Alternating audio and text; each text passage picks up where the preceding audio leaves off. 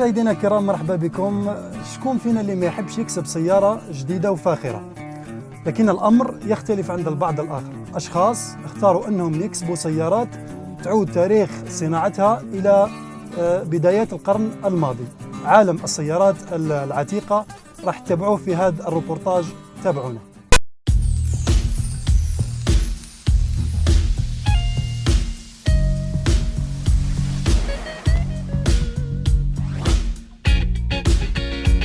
كانت هذه السيارة الوسيلة الوحيدة لتنقل والد عبد الله من جبال تبلاط إلى مكان عمله بالجزائر العاصمة يومياً منذ ثمانينات القرن الماضي. هذه السيارة بابا شراها en 1977 هكذاك، شراها في ليطا شابة، كانت صافي عندها 3 زون، محافظ عليها مدة عندها دوك 40 سنة. كان في لي زاني 80 شاك جور يطلع منها لطبلاط يهبط لألجي. كان خدام اكزاكتومون في حدها، كان شاك جور في توت لو طون طالع هابط. واليوم بقي الابن محافظا عليها لأنها تعيد له بعض ذكريات طفولته مع والده. يقول: قعدت معدا في لي زاني 2005 هكذاك، طاحت اون بان معدا خلينا في الكراج ان بون مومون واحد. كانت في حالة بزاف شوية، بدات تريب كيما يقولوا. قلت له الفو با نخلوها هكذا كيما راهي، الفو ريستوري. حاجة الأولى عاودت الموتور لا ميكانيك كامل، معدتك دخلتها عند طولي، ابخي خدمتها الصالون تاعها.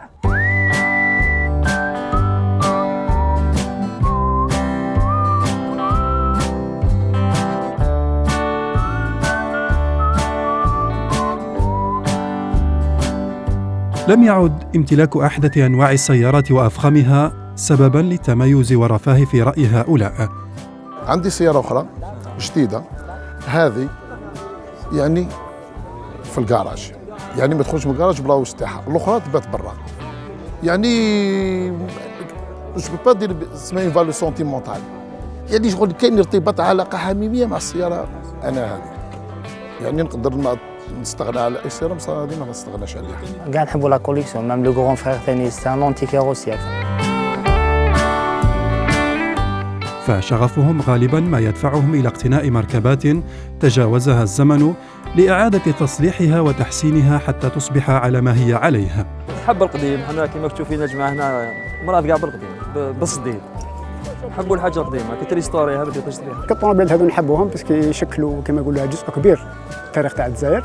القديم فيه يدخل شغل فيس، كاين اللي حاب يصيد، كاين كما قال قروابي واحد مولع بالصيادة وقيادة، واحد مولع بالمشاعل الجريه. صافي بليزير سوغ الطوموبيل قديمة، دوك حطي لامبورغيني حطي طوموبيل قديمة سوغ طوموبيل قديمة. صافي بليزير، ما غافش لا كوليكسيون دي فواتور سي سا. أنا جيب لي 2016 ما نبدلكش، ولو جيب لي يعني من نوع من المرسيدس كيما هذه ما نرجع نبدلك، باسكو لارارتي تاع الفيكل هذا ولا يعني النشوه تاعها باش تسوقها يعني تكون يعني فريمون تكون تذوق هذا النوع باش يعني تقدر. شوف انا ما نقدرش يعني نشرح لك. كوستو قديم يجي من الصغر، من الصغر بيسكلات قديمة، ماشي لازم طوموبيل، ساعة رافاي حاجة قديمة نحبوا نشروها نكبوها، كاميرا صوارة نحطوا فيلم.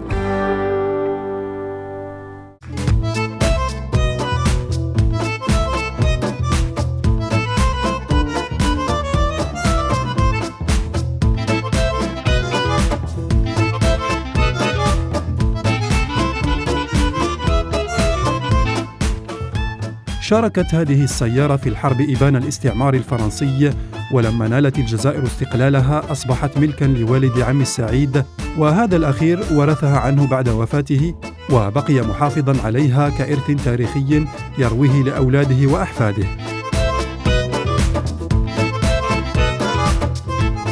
هذه السيارة تشوفوا فيها تاع الشيخ الله يرحمه، لا جيب.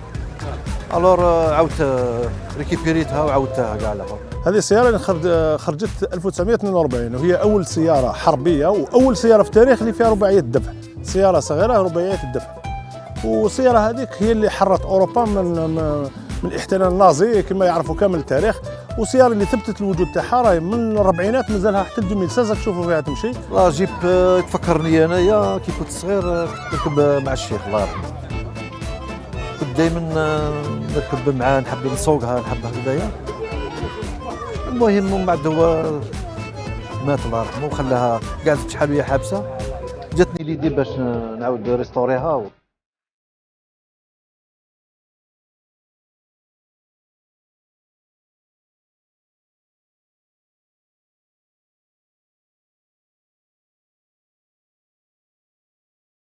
يرى هؤلاء أن السبب وراء ولعهم بهذه السيارات ليست الرغبة في التميز فحسب، بل الحنين إلى الماضي وإعادة بعض الذكريات الجميلة التي جمعتهم بها من جهة، ومحاولة الحفاظ عليها كتراث يعكس ثقافة المجتمع من جهة ثانية.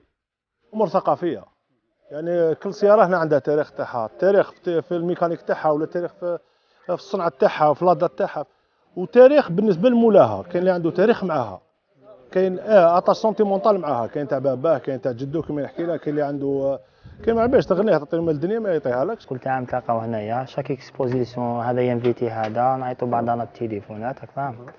ممكن تلقاو هكذا صافي في بليزير، نعاودو نحيو للقدام، راك فاهم. باسكو حنايا بابانا كان لونتي كاروسي، راك فاهم. مازالت كيما انا عندي لا موتو تاع بابا من الاني 62. ما نظنش بلي راح يجي وقت السيارة تاع هذا الوقت يعني راح يكون عندها شرم كيما هذه السيارات. السيارات هذو كان اللي بالك هاي شركة الثورة، كاين في السبعينات. دونك بالك الجيل الجديد هذا ما يعرفش هذا، ما عندوش قيمه لهذه السيارات، ما يعرفش القيمه تاعها. بصح معنا احنا نسيو نفهموه ونسيو نقنعوه باش ندخلوا له هذه الفكره تاع السيارات القديمه هذه ان شاء الله. كما ثقافه كانت عند والدينا نوليو حنا نحيوها نقلبوها ثقافه عندنا وتجي من الجيل لجيل ولادنا ولاد ولادنا. وهذا الجانب من التاريخ الجزائري، يعني تشوفوا هنايا هذا اون بارتي من ليستوار تاع الجزائر. الجانب التاريخي سواء التاريخ الثوري ولا كاين سيارات شركه في الثوره الجزائريه هنايا وتعمل لها معروفين.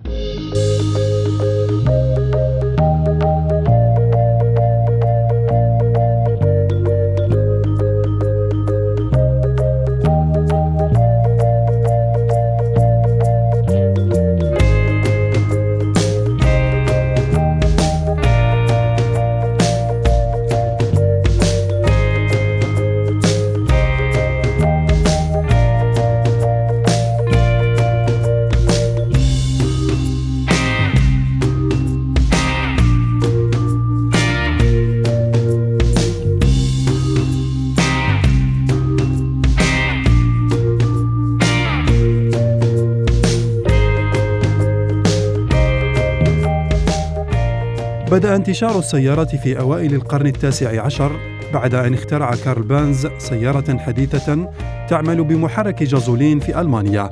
ورغم براءة اختراعه التي سجلها عام 1886 إلا أن الاختراع الحقيقي للسيارة يعود إلى أواخر القرن الثامن عشر، حينما صنع الفرنسي جوزيف نيكولاس كونيو أول نموذج لسيارة تعمل بمحرك في العام 1769 وأطلق عليها اسم كونيوت البخارية. والجانب التاريخي تاعها هي يعني في الماركه كل سياره تمتاز بحاجه. كيما باغ اكزومبل نعطيك ليكزومبل كيما لي تراكسيون افون، كاين بزاف اللي جاي ما على بالهمش علاش سموها تراكسيون، باسكو اول سياره في العالم اللي تمشي بلافون. كانوا بكري كامل يجبدوا بالبون اريير، بها بدات بافون. تقدر تشوف لا كاتشوفو، رونو كاتشوفو اول سياره يعني فرنسيه الصنع اللي كرونو من قبل ما يموت لوي رونو كان الوزين تاعو بريفي، باش كي ولا ريجي ناسيونال ولا بلا كاتشوفو. اون 46 خرجت لا كاتشوفو ريفولوسيونات كامل لاندستري فرونسي، وين رفدت فرنسا في الاندستري اوتوموبيل.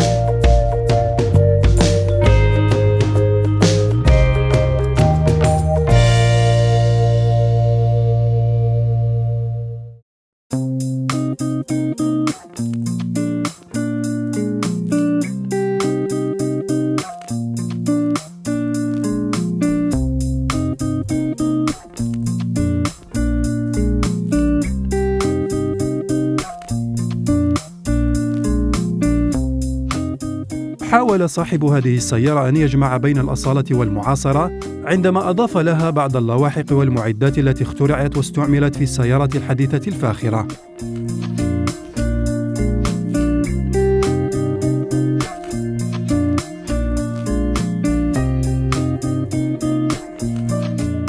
هذه السيارة أنا شريتها شوية كانت ناقصة وحبيت نطورها.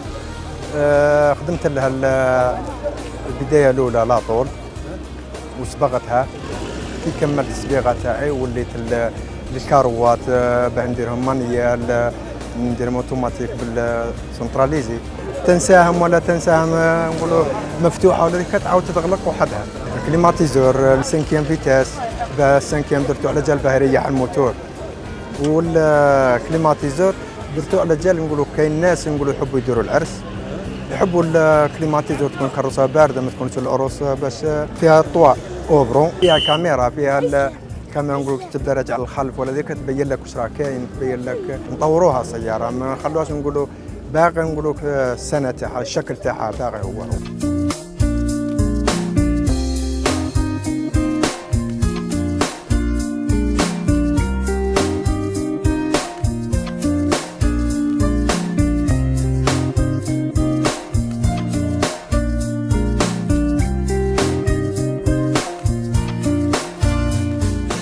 هذه بيجو 404 قمي موديل في الفاميليال. فيها دي موديل كيما هذه فيها سياج تاع لاريير شغل ديريكت ماشي سيباري، بدلوا داروا سياج شغل سيباري باش تطلع في لاريير تطلع جهه برك جهه وحده.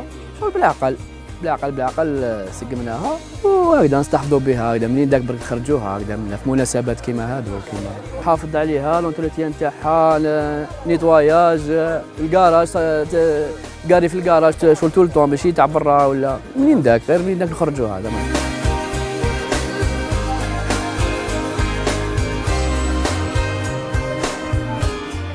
باسكو بابا حنا كي خلقنا لقينا 404 على ليبوك كان عندنا دو 404 في لاني تاعهم فاهم. سما قعدت هكذاك عاودت ريستوريكيتها منا كيما خدمها بابا خدمتها انا بلا الفيرسيون تاعها. ما جبتش مش كيما نقولوا 404 كارو مانيال تقلبوه الكتريك، تخليه مانيال لو شارم تاعها سي مانيال فوالا. ما تقدرش دوك تروح دير لها 404 دير لها ان جون طالي ما كاش منها خلاص.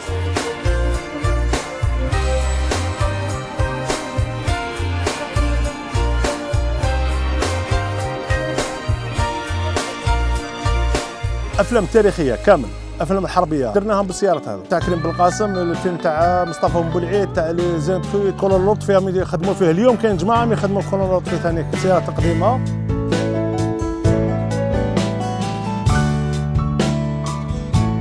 إيماناً منهم بضرورة الحفاظ على هذا الإرث التاريخي الآخذ في الانقراض، أسس حسان وآخرون جمعية للسيارات العتيقة من أجل جمع أكبر عدد ممكن من هذا النوع من السيارات داخل إطار منظم. هي تتطور الثقافة هذه، تتطور. مع الأول كانت الناس هكذا شغل كانت هاوي تصيب هاوي عنده سيارة تاعو ممكن خليها له باباه ممكن خليها له جده ممكن كذا. ومن بعد تطورت الأمور مع الإنترنت مع التكنولوجيا اللي راهي دوكا. الناس كي شغل ولات في الموند شافوا باللي عندها صدى كبير في العالم. الشباب تاع الجزائر عاود ولا يحيي في السيارات العتيقه هذه. البيت تاعها حوسوا نطوروه السيارات القديمه هذه.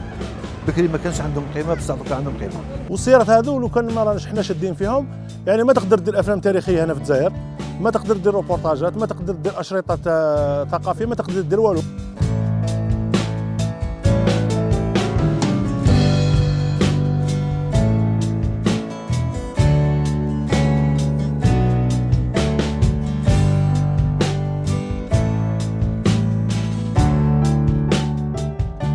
وحباً في أن يتعرف الكثير من المهتمين على عالمهم، يأتي كل واحد منهم بسياراته الجميلة ثم يقيمون كل عام معرضاً يضم ما تبقى من أنواع هذا الإرث.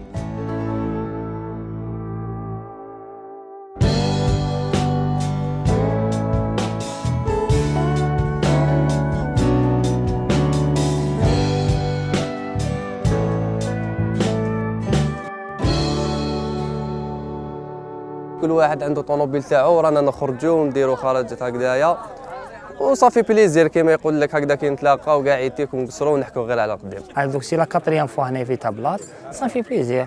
دوك تولي هكذا با لا سويت لا فوا باسي درنا تاع لو 1 نوفمبر درنا تاع لو 5 جويي فاهم. كل خطره كيف هذا ينفيتي هذا دوك واحد عنده عرس يزيد يعيط الطوموبيل القدم هكذا هي رايحه. ولينا نتلايم ولينا جماعه كبيره كنت وحدي.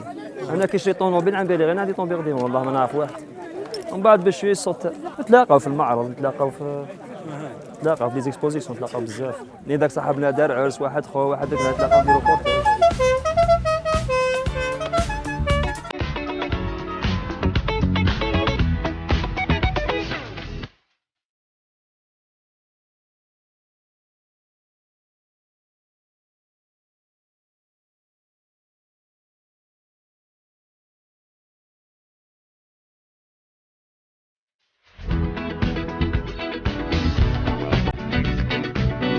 ورغم أن هذه الهواية تأخذ الكثير من الوقت والمال والجهد وتصنف ضمن أكثر الهوايات تكلفة، فإن هؤلاء لم يمنعهم ذلك في أن يقبلوا عليها لأنها رحلتهم في الزمان. لا بياس قليله بات تصيب بياسه ولا غير يحبلك ميكانيك تصيب تسلك بصح لاكسسوار تسحق بونو تاعها ولا كونتور ولا باكيطه ولا بارشوك تحوس. كاين تضرب عام، كاين عامين، كاين يضرب 6 سنين ويريباري ويطبل. والدور راكي غير دايه كاين لاغواط راكي بليده. الترميم تاعها وكلش وراهم يستقاموا ثاني، ماشي حاجه سهله. الناس يعني واش نقول لك انا، الدم يتخرج فيه باش يبقاو السيارات هذو عايشين، وباش الحق احنا شفناهم، وان شاء الله يبقاو جيل واحد اخر موراني يلحق لهم.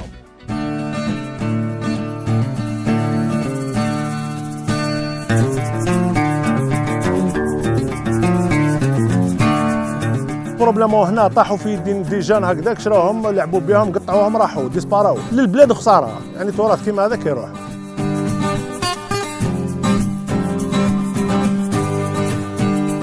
هذا تراث، هذا ما هي تاعي ما هي تاعك ما هي تحت واحد اخر، هذا تراث تاع الجزائر. السياره هذه لازم تبقى في البلاد هذه، ما لازمش تخلاص.